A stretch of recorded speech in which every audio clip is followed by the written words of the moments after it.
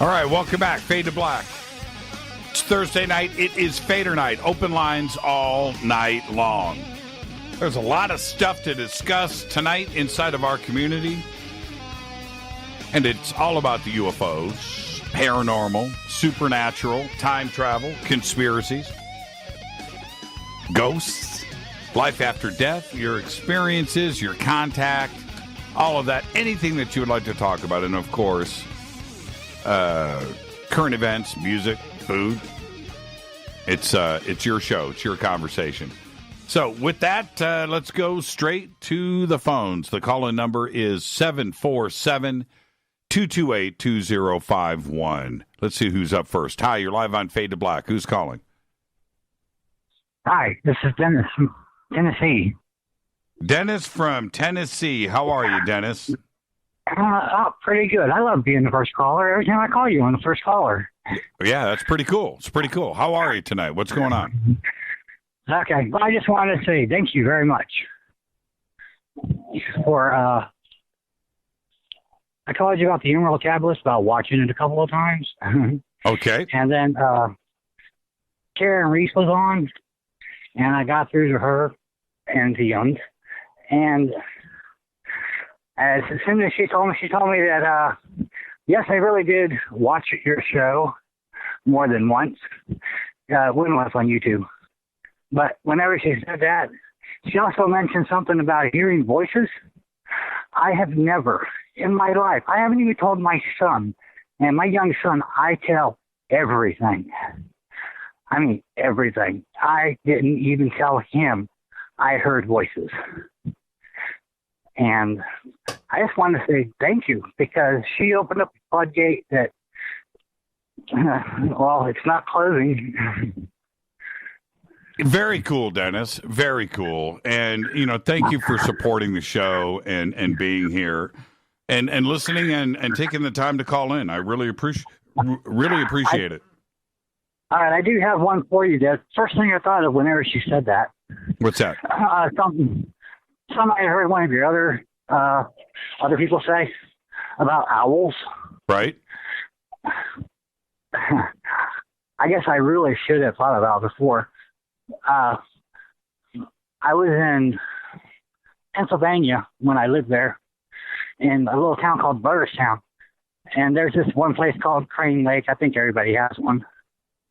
But I was going down the road, and it was late, dark, no lights, old Highway 22. And I was in the station wagon, and I stopped because I didn't want to hit the owl. It just never dawned on me that owls aren't 4 feet tall. Right. The owl was 4 feet tall? Or what you thought was an owl was 4 feet tall? What I thought was an owl was 4 feet tall, because I was sitting in the car and his eyes were above mine. Wow, that's incredible. What color was he? He was just a gray owl. Right. Nice big black eyes, things like that. I didn't really, whenever she said that and I thought about it, I started thinking, it's like, I don't remember driving home. I don't remember the rest of that night.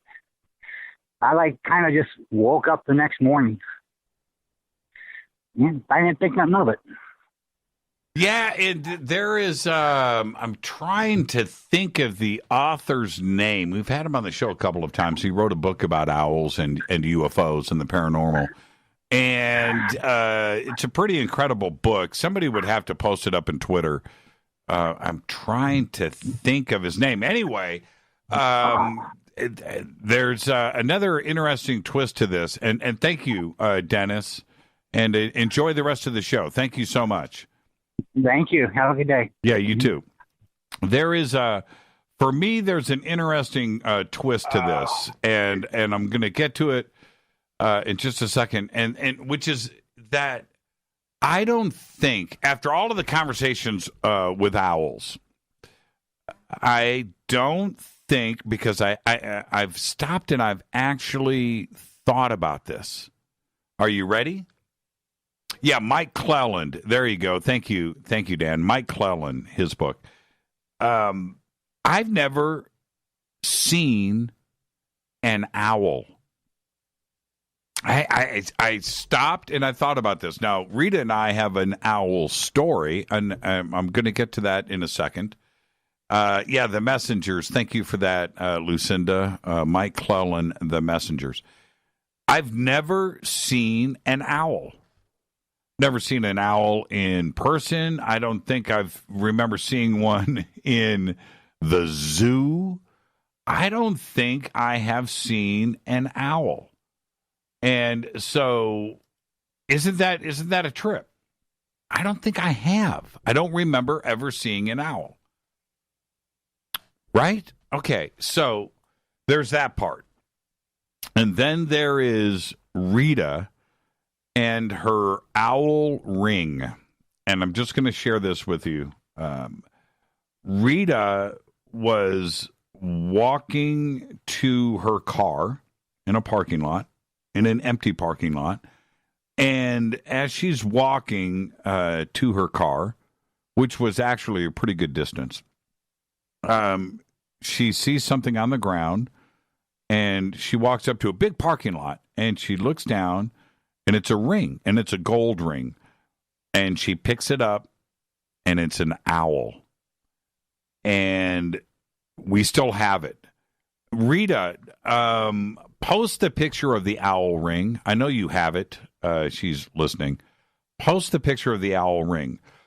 So she brings it home, and we sat up one night and looked for owl rings on the internet to try to find, and it turns out that this is it's an antique, and it's a pretty classic design, and it's incredible. The ring is incredible, and she still wears it.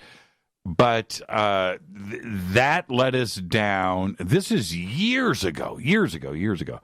Led us down the owl path, where we researched owls for quite a while after that, and that's our owl story.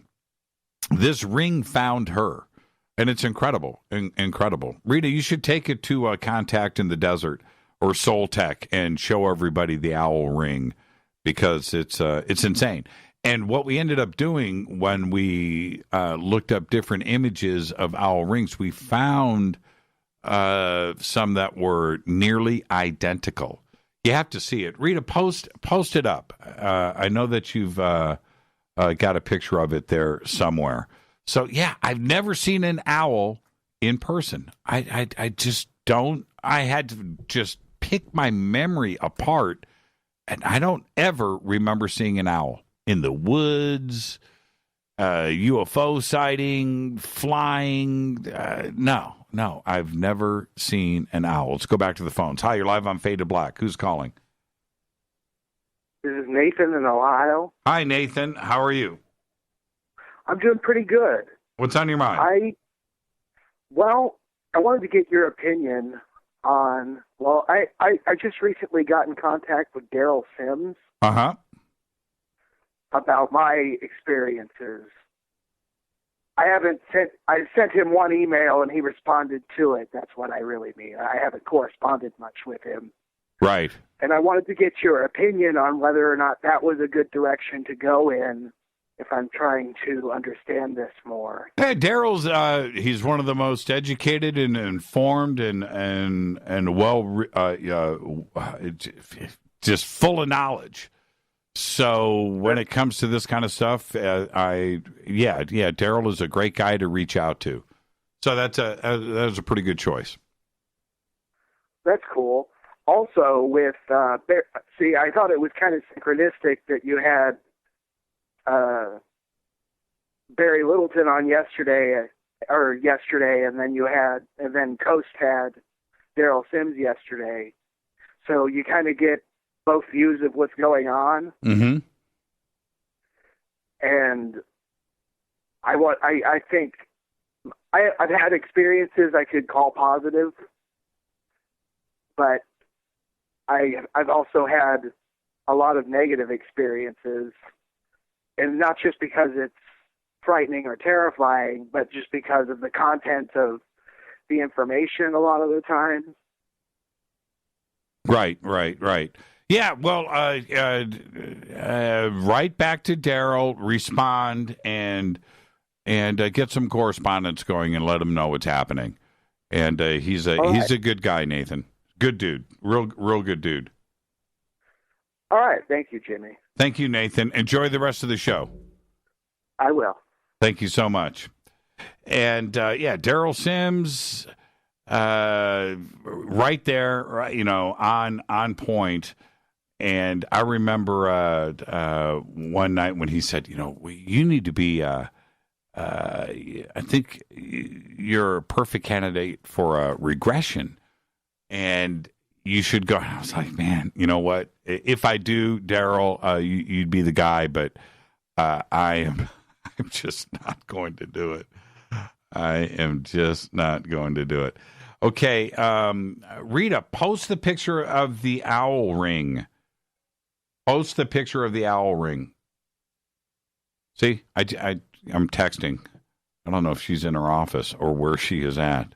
Rita, post the picture of the owl ring. Hi, you're live on Fade to Black. Who's calling? You're live. Me from yes. Michigan. Who is this? It's me from Michigan. Who's me? Call dropped. Right in the middle. It's me from Michigan. 747-228-2051. 747-228-2051. When I remember the last time we had Mike Clellan on the show, and I'm bringing this back up because I'm watching Twitter light up with all of these owl comments, and listening to Mike Clellan weave his story, through the book, The Messengers, which I do have. I just found it interesting where owls seem to be present at all of these very, very significant events. Not only for him, but the responses that I got from all of you out there. And I just had to sit back and, I'm listening to Mike and trying to go through my own memory about owls. And I don't have any. It's just strange to me. Where, look, I've seen, ask me about an eagle. I've seen eagles, whatever, crows, right? I've seen birds. I've seen all kinds of birds. Seen just about every. I don't think I've ever seen an owl. And then I went back, memory to memory of different paranormal and supernatural things that have happened to me, whether it's UFOs or ghosts or, all of these events. And there was no owl involved. I just don't remember it. I don't remember seeing it. Maybe there were owls there, but I didn't notice them. But I want to be able to have the same experience that all of you have had. And I'm watching all of these posts going through here in Twitter, one after another about owls. And I don't know. We often hear owls out in the forest here. I always remember what Richard Dolan said about owls and spooky events. I know, right? But I don't have an owl story. I can talk about anything. I have experiences with orbs that I never thought would happen. I never thought I would have a fairy story. I never thought I would have a Bigfoot story. Or a ghost story, a disappearing house story, or time and missing time. I never thought I would have these experiences, but now things have accumulated over time and they've stacked up. But I've got a sleep paralysis, right? But I don't have an owl story. Isn't that strange? All right. You know what? I think my phone system just blew out. 747-228-2051, and I think that's what went down there. Very interesting. I'm sorry about this. 747-228-2051. 747-228-2051. I think we lost our phone system. I think it went down. All right, I'm going to reset. I'm going to take a commercial break right here and see if I can reset everything and get right back to you. But we've got to have a phone system on Fader Night. This is Fade to Black. I'm your host, Jimmy Church. Let's do this. 747-228-2051. I'm going to reset right now, and I'll be back right after this short break with more of your phone calls. Stay with me.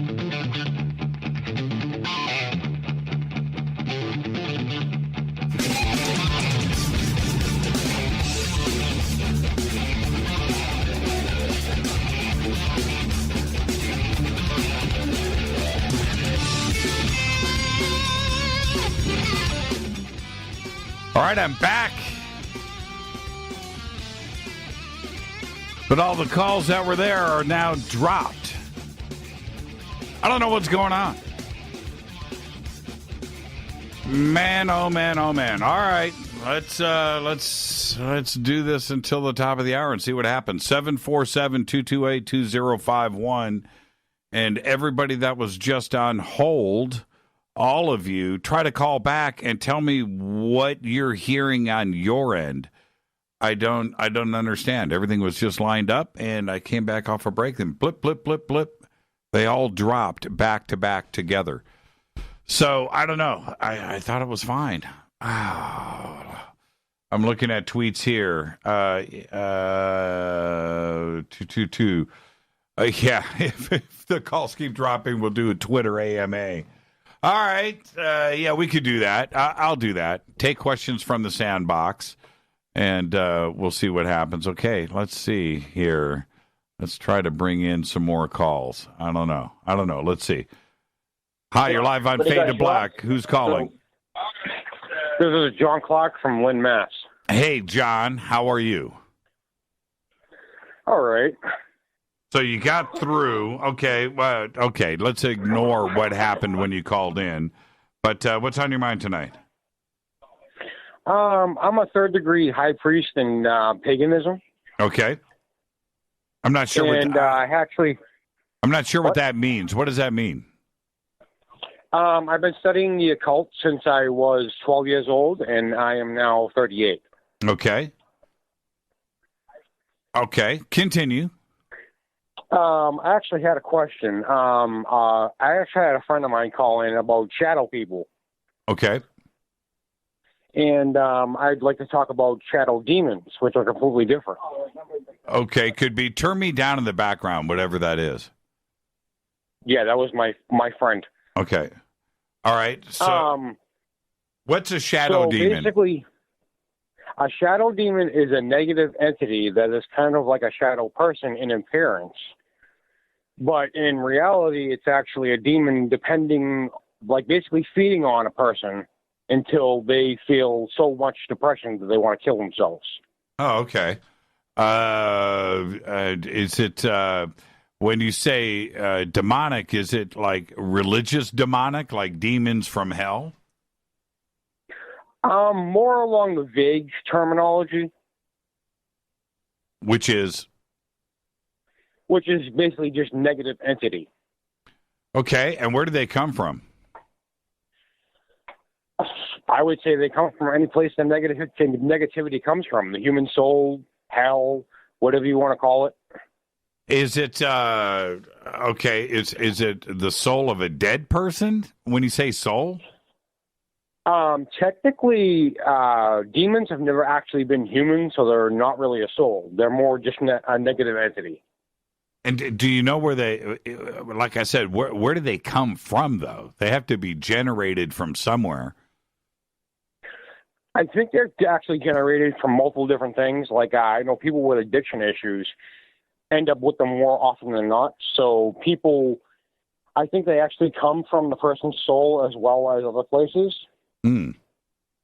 Yeah, very interesting.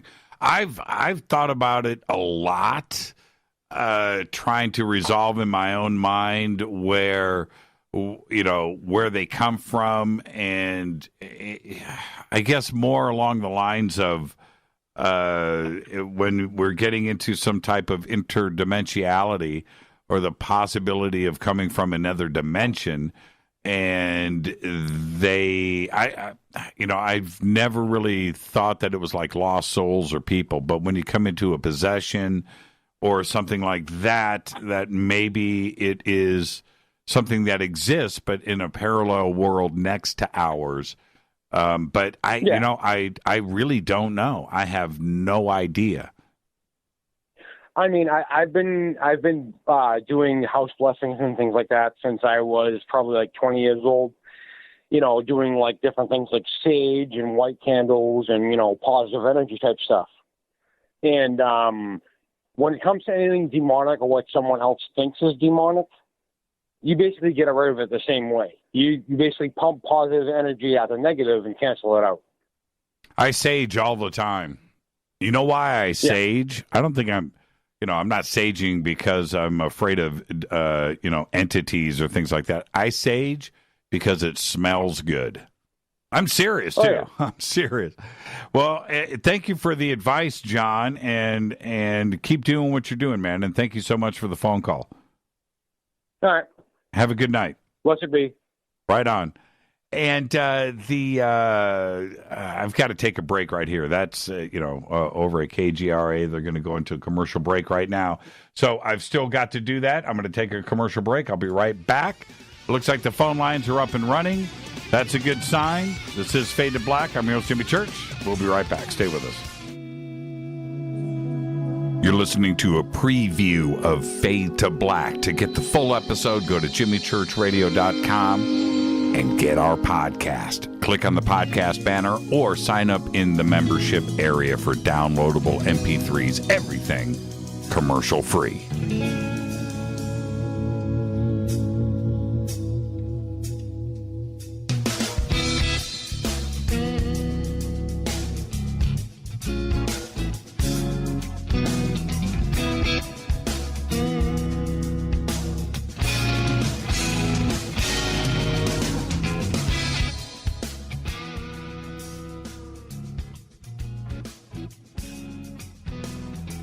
All right, we're back live. Fadernight. Open lines all night long. 747-228-2051. 747-228-2051. And before I get back to the calls, yesterday, and I read the news reports coming in. I didn't break it on the show last night because I wanted to confirm it. But is it true that Denver voters approved the decriminalization of magic mushrooms statewide in Colorado?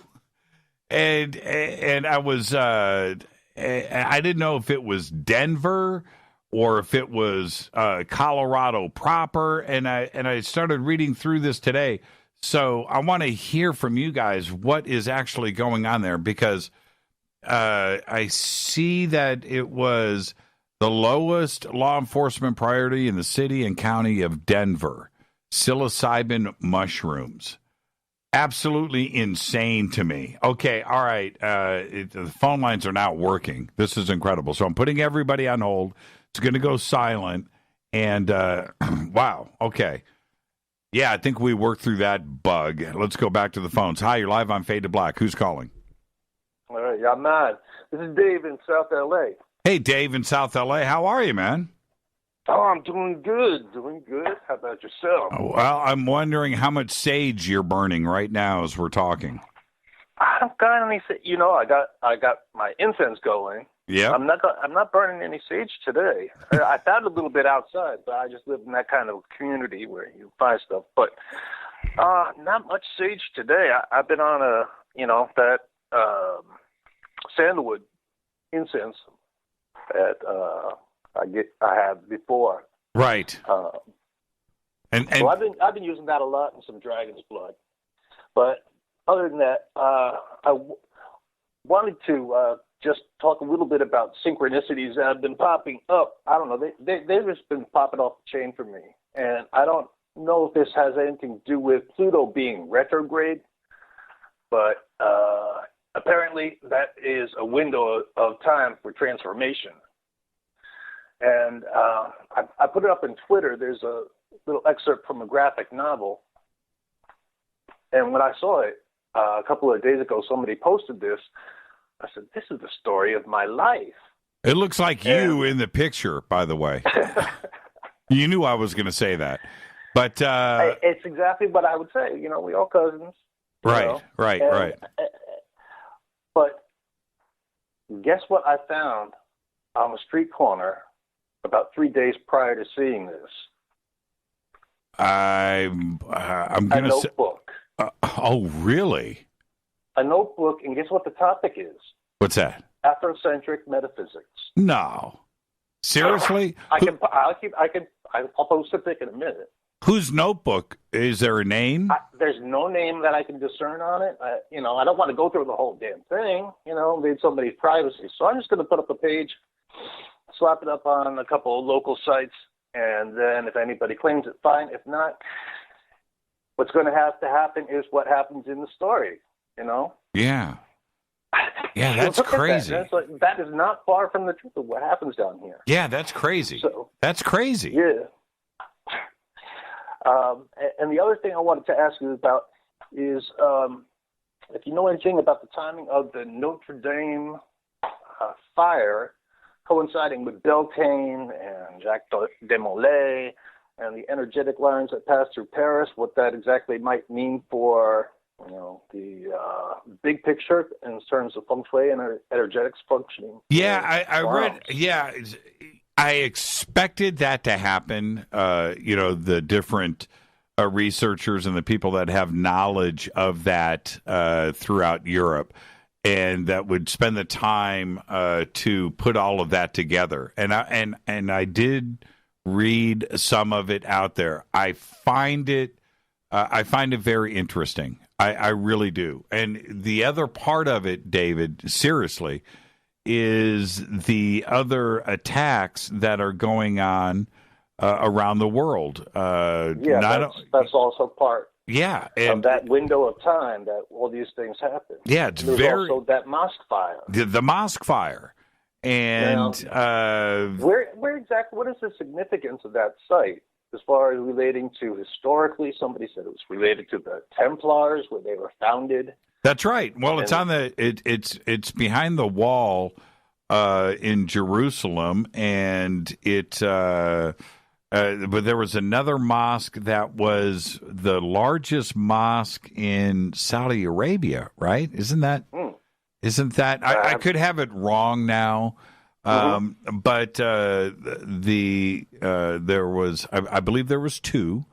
And but it's the significance of the mosque themselves, just like Notre Dame is significant. But the question is why? That's the thing, because if you have Christianity and Catholicism on one side, with Notre Dame, and the mosque, and what happened in New Zealand and around the world, the attack that happened here in Southern California last week at a Jewish synagogue, right? So it's very interesting. I don't know what's happening, and I think. Do you think this is like a big archetypal message to the world, or somebody is sending something on that level to the masses of we're going to reignite the Crusades here, people? Yes, I know. And could it, when we think about the religious, as we all know, I don't discuss religion that much on Fade to Black, but when you consider the world's religions and their grip on power, going back thousands of years, predating Christianity and the year zero and Jesus, predating that and going back into ancient Egypt, right? Or when you think about the religions that were established throughout Greece and Rome and then of course around the world. Now the that grip on power at some point would those believers in those different religions at some point go, could it be that? That's my point. Could it be where many are throwing up their arms and just going, I'm ready for a change, or that there needs to be changes inside of these religions because they don't necessarily agree with my worldview today or the way that the world is today. That these are religions that were based on society, 1,000 years ago, 2,000 years ago, 3,000 years ago. I don't know. I don't know enough about it. What I do know is that the attacks are happening, and they're not happening against one religion. They're happening against all religions. It's fascinating to me. Well, I think that's a kind of ripple effect going out from the initial attacks that we saw there and the initial fire, and then these shootings kind of echoing that, and that one kind of the fire kind of signaling the big start of it. So, I know. Coinciding with Beltane and being some sort of sacrificial rite going on, Yeah, and I think only time will tell ultimately, or is it just some kind of crazy phase? Right? Is it just some kind of crazy timing, and it has nothing to do with anything, and it'll just go away? That's a possibility too. The energetic aspect of Notre Dame and the layout, just like DC's laid out according to energetic lines. It's also probably along the same principles there. Yeah, I agree with you, David. I do. So what happens when Notre Dame is gone? Well, what happens to that energy? Well, what if they rebuild Notre Dame into a little mini Disneyland? Right? You know what I mean? They turn it into a pure tourist destination and start to remove the religious side of it. I was reading some of the proposals for the remodel. And what if we have a Starbucks inside of Notre Dame? I'm not saying that I've heard that that's about to happen, but something like that. I don't know. I don't think so. I mean, the religious sensibilities of the French and the and historic significance of it. I just don't think they could get that close to usurping its religious significance or its intended religious significance. Well, you and I will be talking in about a year, and we'll see what happens. How's that? Exactly. David, sounds like a plan. Enjoy the rest of your night, my friend. All right, you too. I'll be there. Thank you so much. Burning the sandalwood and the dragon's breath, dragon's wood. What was that elixir that we were talking about last week? I think that was something that was mentioned too as well. Dragon's breath. I can't remember. Let's go back to the phone. Somebody post that elixir up. Hi, you're live on Fade to Black. Who's calling? Hey, this is Max out in Iowa. Hi, Max out in Iowa. How are you? I'm doing excellent tonight, Jerry. What's on your mind?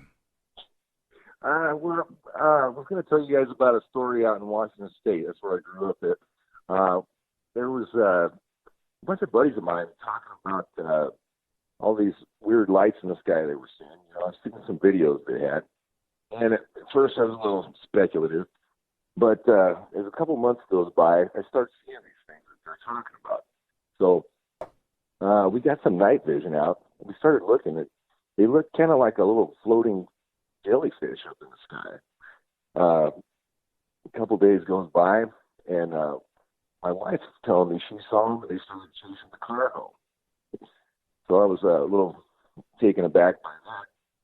And then right outside of the house, there's this star that kind of just hovers down, and you can see it really clearly. It's a jellyfish out there. It sees both of us looking at it. And up comes a tentacle, and it's sitting there waving. Just a really, really trippy. Was it? I've seen pictures of stuff like this. Was it blue? This was kind of like a oscillating, multicolored light. Kind of like you see the how they communicate in the sea. Those the killer jellyfish down by Australia and whatnot. Sure. Yeah. Have you ever seen a jellyfish up close? Oh yeah. Yeah. Yeah, I used to work up in Alaska on the fishing boats. They pull them up all the time. So they're amazing creatures. Yeah, they are. They're amazing. I used to get down in Panama. We would. It was seasonal, right? And the jellyfish would come in, and we'd be out at the beach, and you'd go out swimming, and they would get through the shark nets. We had, shark nets at the beaches, and they would get through the shark nets, and as you're swimming, you could see the jellyfish on the surface where the water is all, moving like normal water, but where the jellyfish was, it'd be like a 1 foot spot of perfectly still water. And you would always see it a second too late, right? And then you would get these things all wrapped up around you, and it hurt. Well, anyway, you would swim to shore, and then at the lifeguard station they had meat tenderizer, and that's what I swear to God, man, I'm not making this up. And so you'd have all these welts all over your arms or your legs, and you're sprinkling the meat tenderizer, rubbing it, and it would. The pain would go away, and then what do? You jump right back in the water and go get stung again, and there you go. But anyway, I think jellyfish, I find them almost sentient. There's something alien about them, and then when you see these jellyfish type beings, which look like jellyfish, but they're not in the water. You see them up in the sky, and I've seen these amazing photographs, and it makes you wonder if they're the same thing, or that you know what I mean. That that they're there, and maybe they're invisible. That what we are seeing, it's alive. Am I making sense? That this is a live being that you're able to see at that moment. I don't think it's a craft. I don't. I think it's a live creature. Some of the follow-up in the later months after this, we were seeing like much brighter than normal stars too, making patterns in the sky. At one point, there was an arrow. We got the telescope out to try to see where it was pointing at, But really strange action over there in southeastern Washington. I'm ready to buy a telescope. I'm willing to ask for recommendations from the Fadernauts out there. What telescope I need to get, and I want to get something automated, with a little GPS and a computer built in. And so I'm ready to go. I want a telescope in the worst of ways. So I'll start taking recommendations from all of you out there. We had an automated one on a tripod, and removed the back lens and mounted that night vision into the back of it. So that's something you could try out if you get the right one. But hey, Jimmy, it was great talking to you, and I got to give a little shout out to the guys on Spreaker. But you have a great night. Yeah, you too, Max. Thank you for the phone call. All right. Have a great night. Yeah, I'm ready for a telescope.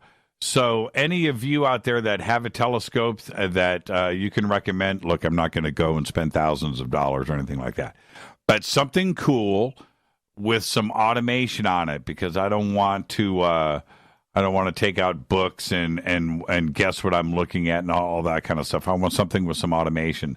So if you guys can hit me with that and tell me, point me in the right direction, I'll take some recommendations and go and start my shopping. And I can already see the text coming in from Rita going, "No, you ain't." Yes, I am. Hi, you're live on Fade to Black. Who's calling? Jimmy, this is Randy. Hey, Randy, how are you? I'm doing great. Listen, I want to share with you, we talk a lot about parallel universes and things like that. You can slide over into them. Uh-huh. Well, the approach pattern when you're on hold, waiting on you, is very unique, Jimmy. It's a mental gymnastics thing. I love it. Because I'm sitting here. tried to listen to the show, but you have given us real strong instructions to turn down that radio. And so I'm sitting over here, and it's been fun. But I am fixed to go on the tour, Jimmy. I'm going to try to make the Contact in the Desert and get entangled with this energy that you've been laying on me for the last 3 or 4 years, 5 years, I guess, something like that. And then I'm going to bring a friend, Jimmy. Are you still with me? I am. This guy, Jimmy, I've been meaning to tell you for a couple of years about him. We had a show about telomeres or something here a while back, maybe a couple, 3 months ago, and you was very interested in that. Wait till you meet Bob. Yeah, right on. You're going to bring him to Contact in the Desert? Yeah, but he is taking a course from one of your people, I think, named Tracy. His name is Bob Gilpatrick, and I don't think I can get him to Contact in the Desert, but he wants to go to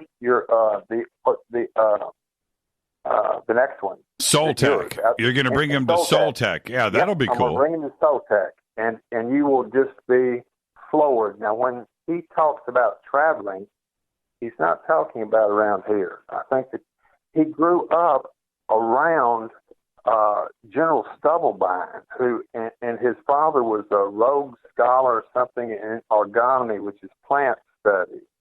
And what Bob has done is subjected seeds and things like that, specifically barley, to different forces or dimensions, causing that seed to actually go into a parallel. And at that point, they're actually capturing that a locked stellar wavelength, and they're causing that plant. This is not GMO. They're catching it before it comes even into focus, and you will be shocked. But Stubblebine was the general that literally, hands down, people say that they trained the military in remote viewing. Stubblebine was the guy, the general. He's passed away now, but Bob is into growing limbs, and I know of a toe. So he'll be a very interesting person. He doesn't make shows like this, but I wanted to introduce you to him. All right, so it'll be at Soul Tech, huh? Soul Tech, but I'm going to see you out there and just I'm going to be picking up the energy.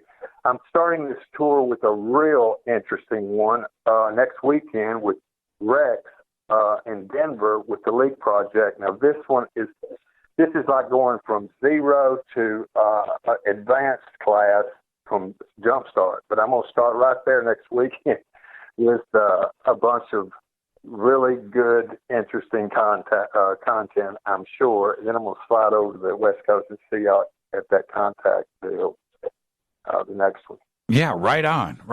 Well, it'll be good to hang out, Randy, and safe on your road trip. Listen, one thing, though, you and I have got to talk, Jimmy, because once you hit the speed of light, last night you got me going, the other night you got me going.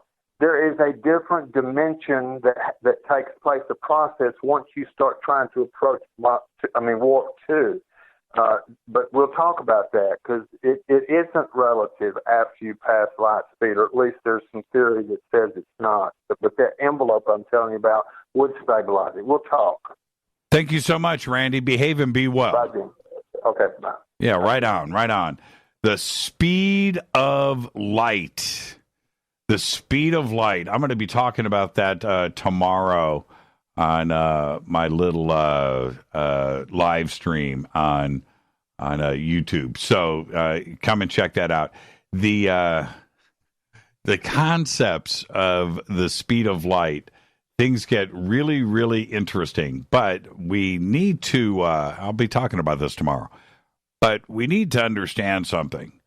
As far as we know, none of us, as far as I know, nobody's traveled at the speed of light. Nobody.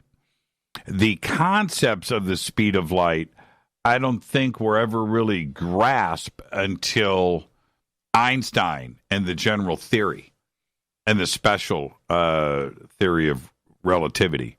And until that stuff started to get laid out, not until 3 years ago, and again, I'll talk about this more, not until about 3 years ago, the real stuff about the speed of light started to surface in the world of physics. And I'll talk about more of that tomorrow. This is Fade to Black. I am your host, Jimmy Church. Let's get to our break. 747-228-2051. If you're on hold, stay right there. More of your phone calls are next. Stay with me. You have just listened to a full hour free preview of Fade to Black. To get the full show, all archives, just go to our podcast section at jimmychurchradio.com. You can also sign up to be a Fadernight in our membership area, where we have downloadable MP3s. Go to jimmychurchradio.com. Go Bagley Tappy.